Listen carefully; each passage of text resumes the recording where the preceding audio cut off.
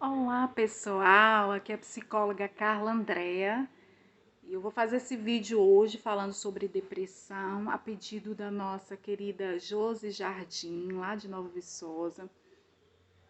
Josi, não é possível falar tudo em um único vídeo sobre depressão, uma vez que depressão é um assunto vasto e o tratamento também, mas vou tentar ser sucinta.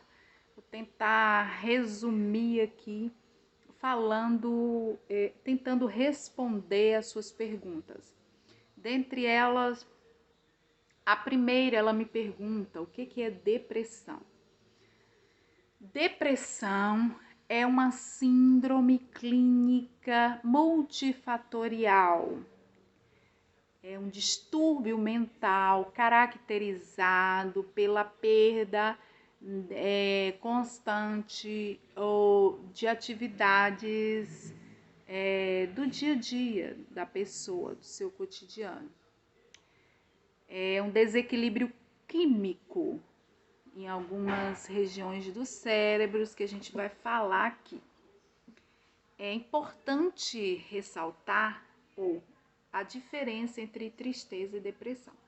Tristeza, ela pode, ela é em um período mais curto e ela se caracteriza pelo fato a pessoa estar triste, mas mesmo assim ela tem consciência das suas responsabilidades e ela tem ânimo, tem força, tem condição de fazê-las. Por exemplo, alguém foi retirado uma parte considerável do pagamento dessa pessoa. Ela está triste, mas ela tem compromisso com as suas atividades, com as pessoas e por isso ela vai trabalhar. Essa tristeza ela é passageira. No caso de depressão, né, algumas regiões importantes do cérebro, que eu vou falar daqui a pouco, elas ficam mais hiperativas por causa também do número exacerbado da produção de cortisol e a serotonina e noradrenalina ficam em desequilíbrio, né? Esses hormônios ficam desequilibrados e a depressão a gente tem o diagnóstico no DSM-5 e no CID-10. Geralmente o médico usa mais o CID-10 e nós psicólogos usamos o DSM-5, mas podemos usar os dois também, está lá. Ela perguntou quais são os sintomas. Os sintomas são vários, dentre eles autoestima baixa, despertar precoce ou dormir demais, sono agitado, insônia, irritabilidade, sentimento de culpa acentuado, dificuldade para raciocinar, pensamentos de morte, suicida, ganho ou perda de peso com facilidade, né? E dentre outros. Se esses sintomas todos ou a maioria deles perdurar por mais de 2 semanas, isso aí já pode caracterizar para uma depressão. Tem que procurar com quem se trata? Com o psicólogo e com o psiquiatra em casos de ingestão de fármacos. Tem situações, quando a depressão está no estado grave ou moderado, grave ou quando é crônico, a pessoa precisa fazer uso do psicotrópico.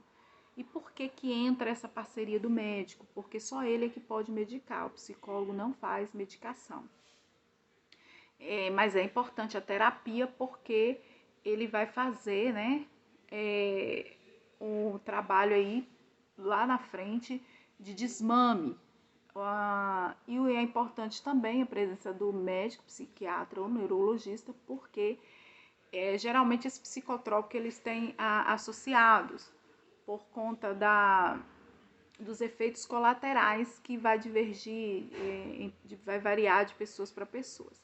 Então é tipo assim, você usa um fármaco para uma determinada coisa, mas ocasiona outra.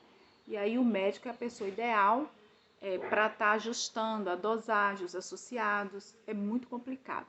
Nunca tome medicamento, principalmente psicotrópico, por conta própria, sempre com a orientação do médico. E a terapia, em caso de depressão, é de suma importância.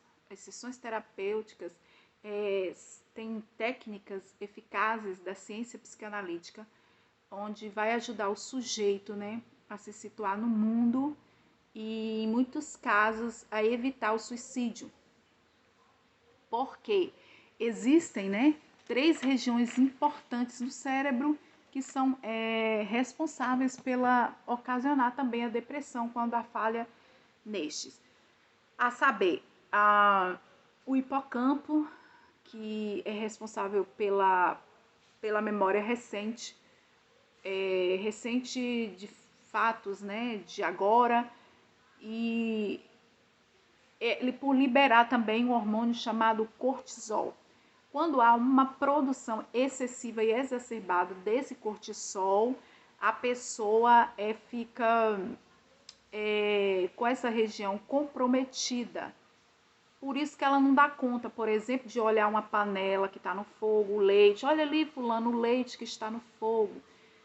Como ela está com essa região do hipocampo, dessa memória recente comprometida, ela não vai lembrar do que você falou. Não é por maldade, não é porque ela é má, ela é ruim, é porque ela está com esse desequilíbrio químico nessa região do hipocampo. Há uma superprodução de cortisol, fazendo com que ela perde essa memória recente. Ela vai lembrar daquilo lá de sua infância, mas que a massa cinzenta é responsável. Mas as memórias recentes vão ficar comprometidas. Então, tem gente que não entende, que não conhece, e aí vai taxar essa pessoa de preguiçosa, de imunda, de porcaria, de que não serve para nada. E os pensamentos que já estão distorcidos vão caminhar até para uns pensamentos suicidas. Então, nunca diga que é preguiça ou similar, porque a pessoa está doente. E quem está doente precisa de médico, de cura.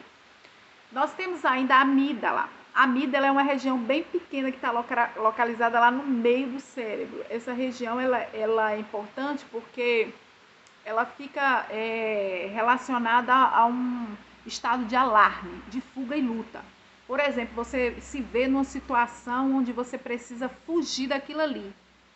Um leão, uma onça, um animal, uma serpente, um animal peçonhento que você vê ou parte para cima de você, seu estado, né? A amígdala, ela fica responsável por você fugir, lutar contra aquilo ali, se defender. Já o córtex pré-frontal, né, que fica aqui nessa região, ele é responsável por regular as emoções, tomar decisões, né?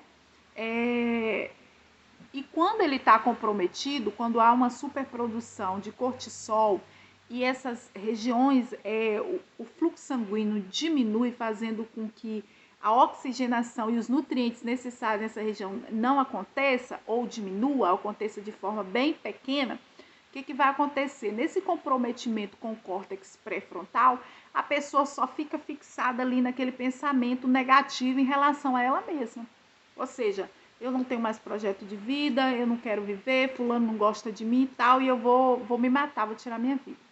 Lembrando que toda pessoa que tenta o suicídio ou que comete suicídio, na verdade, ela não quer ou não queria tirar a sua vida.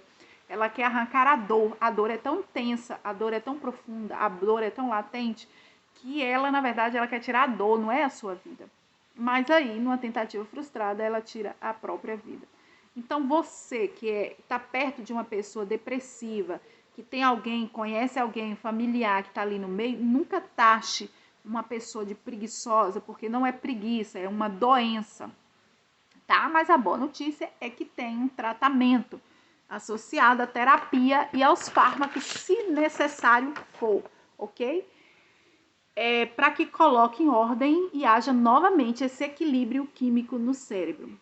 Aí ela pergunta, existe algum tipo de relação com trauma ou estresse? Claro, existe. Existem 2 tipos de depressão, aquela endógena e aquela exógena.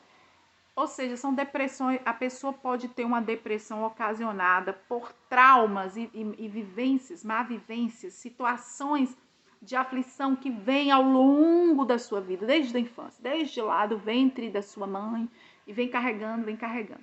Já viu um copo d'água, quando você coloca embaixo de uma goteira, vai pingando, pingando, pingando, pingando, vai suportando. Chega um dado momento que, né, explode.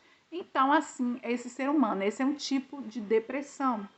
Então, às vezes, uma coisinha de nada pode ser o estupim de uma depressão. Aí a pessoa não entende, né?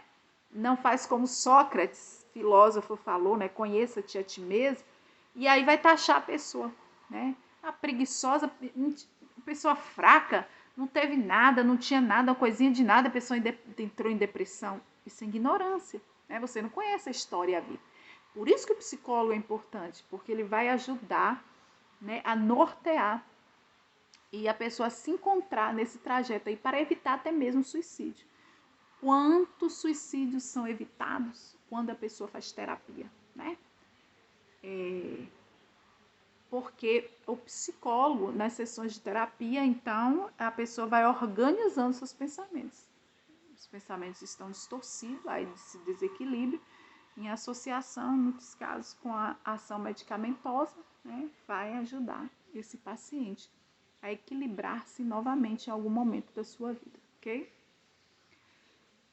Aí ela me pede para deixar um conselho.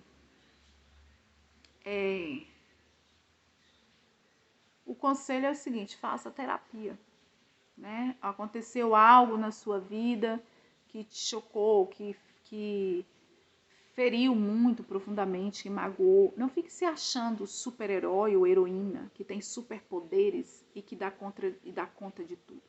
Não fique pegando todos os problemas do mundo e arremessando no peito, como se você, né, não fosse atingido.